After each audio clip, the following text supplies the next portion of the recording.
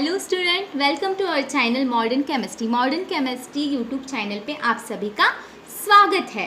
तो आज हम सीखने जा रहे हैं कार्बन फ्री रेडिकल। ठीक है, तो कार्बन फ्री रेडिकल हम देखेंगे। पिछले लेक्चर में हमने कार्बोकैटायन देखा, देन कार्बन आयन देखा, और आज हम देखने वाले हैं कि फ्री रेडिकल की हम स्टेबिलिटी को कैसे चेक करेंगे। तो पहले हम उसका स्ट्रक्चर देखेंगे, डेफिनेशन देखेंगे, उसका फॉर्मेशन कैसे होता है वो देखेंगे, देन स्टेबिलिटी किन किन फैक्टर्स पर डिपेंड करेगी और कैसे हम स्टेबिलिटी को चेकआउट करेंगे वो भी हम देखेंगे, और उसके बेस पर क्वेश्चंस भी हम सॉल्व करेंगे। तो ठीक है, तो पहले हम देखते हैं फ्री रेडिकल की डेफिनेशन। ओके, तो फ्री रेडिकल की सिंपल सी डेफिनेशन क्या है? Chemical reaction which takes place in the presence of heat, मतलब हीट 500 डिग्री सेंटीग्रेड से थोड़ी सी ज़्यादा होनी चाहिए, दैन इलेक्ट्रिसिटी, लाइट सनलाइट, और लाइट को ये जो सिंबल है इससे रिप्रेजेंट करते हैं। दैन पराऑक्साइड से भी कैसे हमारा फ्री रेडिकल फॉर्म होता है। Then radical means free radical is known as the free radical reaction. ये जो है फ्री रेडिकल रिएक्शन की डेफिनेशन है। तो फ्री रेडिकल को हम ऐसे बोल सकते हैं। तो स्ट्रक्चर देखते हैं पहले हम फ्री रेडिकल का। तो ये सिंपल सा स्ट्रक्चर है हमारी फ्री रेडिकल का। तो आप देख सकते हैं कि 3 बॉन्ड्स बनाए हुए हैं और एक बॉन्ड में 2 इलेक्ट्रॉन्स होते हैं, ये तो हमें पता ही है। तो ये 6 इलेक्ट्रॉन हो गए, और जो हमारी फ्री रेडिकल है वो ऑड इलेक्ट्रॉन स्पेसिस है। ऑड इलेक्ट्रॉन किसे कहेंगे हम? अगर जो हमें पता है कि 2 इलेक्ट्रॉन की पेयर होती है, ठीक है, तो 2 इलेक्ट्रॉन हो तो उसे हम स्टेबल स्पेसिस कहते हैं। तो ये क्या है? एक ही इलेक्ट्रॉन है इसमें, तो हम इसे ऑड इलेक्ट्रॉन कहेंगे, सिंगल इलेक्ट्रॉन है। और इसका हाइब्रिडाइजेशन क्या होता है? sp2। हाइब्रिडाइजेशन मतलब क्या? लोन पेयर और सिग्मा बॉन्ड की सम। तो इसका हाइब्रिडाइजेशन sp2 हो जाएगा। देन इसका जो शेप है सिंपली ट्राइगोनल प्लेनर है, आप देख ही सकते हैं इस पर। मतलब जो निगेटिव चार्ज है वो लोन पेयर की तरह वर्क करता है, लेकिन जो हमारा ऑड इलेक्ट्रॉन स्पेसिस है तो वो क्या करता है? हमारे लोन पेयर की तरह, मतलब निगेटिव चार्ज की तरह वर्क नहीं करता है, तो उसे हम हाइब्रिडाइजेशन में काउंट नहीं करेंगे। तो सिंपली इसका जो मतलब शेप है वो ट्राइगोनल प्लेनर हो जाएगा और हाइब्रिडाइजेशन sp2 हो जाएगा। तो हम तो डायग्राम, मतलब इसकी जो स्ट्रक्चर है उसमें हम देख ही सकते हैं कि ये जो क्या है, 7 इलेक्ट्रॉन्स है, 3 बॉन्ड में 2 electrons and then 1 odd electron, then totally the 7 electron species है हमारी फ्री रेडिकल। और हम देख सकते हैं कि इसमें जो क्या है, मतलब एक इलेक्ट्रॉन कम है ना बाबा, तो इसे हम ऑक्टेट क्या कहेंगे? इनकम्प्लीशन। मतलब इसका ऑक्टेट क्या है? कंप्लीट नहीं है। देन ये क्या है? पैरामैग्नेटिक। आपको तो पता ही पैरामैग्नेटिक हम किसे कहेंगे? अगर जो स्पेसिस है, मतलब जिनमें 2 इलेक्ट्रॉन है, मतलब वो अनपेयर्ड इलेक्ट्रॉन होगा, तो उसे हम सिंपली पैरामैग्नेटिक कह देते हैं। और अगर पेयर्ड इलेक्ट्रॉन हुआ, 2 इलेक्ट्रॉन्स हुए, तो उसे हम क्या कह देंगे? Diamagnetic spaces. और जनरली इसकी जो बॉन्ड का फिजन होता है, बॉन्ड की जो ब्रेकिंग होती है वो होमोलिटिकली होती है। जब होमोलिटिकली बॉन्ड की ब्रेकिंग हो तो देन हमारा जो क्या है, हमारा रेडिकल क्या हो जाता है?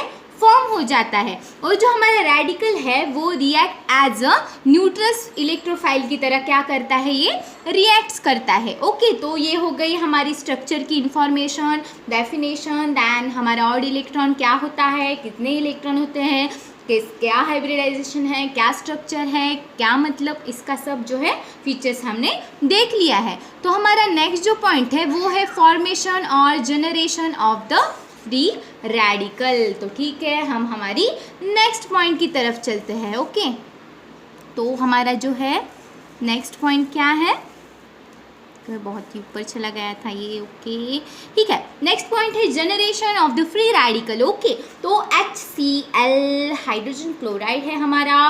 तो इस पर जो हम क्या है 200 डिग्री इतनी हीट डाल देंगे, दैन तब हमारा क्या फॉर्म होगा? रेडिकल। आप सिंपली तरीके से इसे देख ही सकते हैं। दैन होमोलिटिकली क्लीवेज हुए हैं, तो ये हमारा क्या फॉर्म हो गया है? रेडिकल, है ना। तो मतलब अगर सिर्फ आप यहाँ पे देख सकते हैं कि ये जो है इस ए बॉन्ड ब्रेक क्यों हुआ, यहाँ पे आप देख सकते हैं कि बहुत सारी लोन पेयर है, तो इनमें क्या हो जाता है? Lone pair repulsion is the मतलब इम्पॉर्टेंट फैक्टर है, इसे हम तो लगाते ही है। जैसे कि लोन पेयर अगर रिपल्शन हो गया है तो अगर हम हीट या फिर लाइट की प्रेजेंस में रिएक्शन कर देंगे तो 2 क्लोरीन रेडिकल क्या हो जाएंगे, फॉर्म हो जाएंगे इस तरीके से। ओके, देन थर्ड रिएक्शंस है, मतलब कैसे फॉर्मेशन होता है हमारा रेडिकल, परऑक्साइड की। हमें पता है कि H2O2 हमारा हाइड्रोजन परऑक्साइड है, तो ठीक है। तो अगर इसमें भी हम लाइट या फिर हीट डालेंगे तो 2 क्या है, OH रेडिकल क्या हो जाएंगे, फॉर्म हो जाएंगी। तो हमने generation of the free radical देखी, ठीक है, किस तरह से हमारे फ्री रेडिकल की जनरेशन हो रही है यहाँ पर, ठीक है। तो बाद में हम नेक्स्ट देखते हैं कि हम स्टेबिलिटी ऑफ द रेडिकल कैसे चेक करेंगे। पहला फैक्टर हम देखेंगे ये रेजोनेंस देखेंगे, then hyper conjugation, then hybridization देखेंगे, ठीक है। अगर हाइब्रिडाइजेशन sp3 हुआ तो उसका सबसे ज़्यादा फ्री रेडिकल की स्टेबिलिटी हुई, sp2 होगा तो sp3 से कम होगी, और sp की सबसे क्या होगी, कम स्टेबिलिटी होगी हमारे रेडिकल में। देन परसेंट, हमें पता है कि परसेंट ऑफ एस कैरेक्टर क्या हो जाएगा, जब इंक्रीज हो जाएगा तो हमारी जो इलेक्ट्रोनिगेटिविटी है वो इंक्रीज हो जाएगी। अगर किसी को भी इलेक्ट्रोनिगेटिविटी में कोई भी प्रॉब्लम है तो मैंने इलेक्ट्रोनिगेटिविटी पर एक लेक्चर बना के रखा हुआ है, आप वहाँ जाकर वो लेक्चर देख सकते हैं और आपकी इलेक्ट्रोनिगेटिविटी की कॉन्सेप्ट्स क्लियर कर सकते हैं, ठीक है।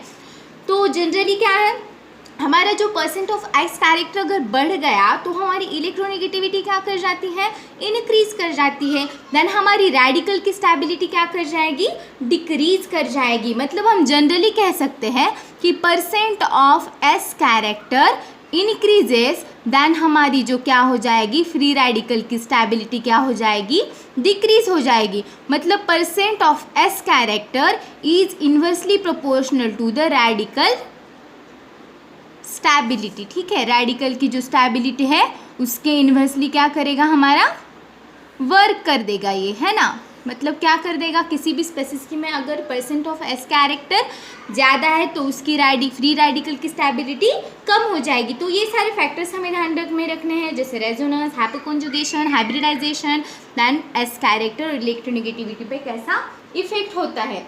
तो ठीक है, अब हम क्वेश्चन सॉल्व करते हैं इसके बेस पर, है ना।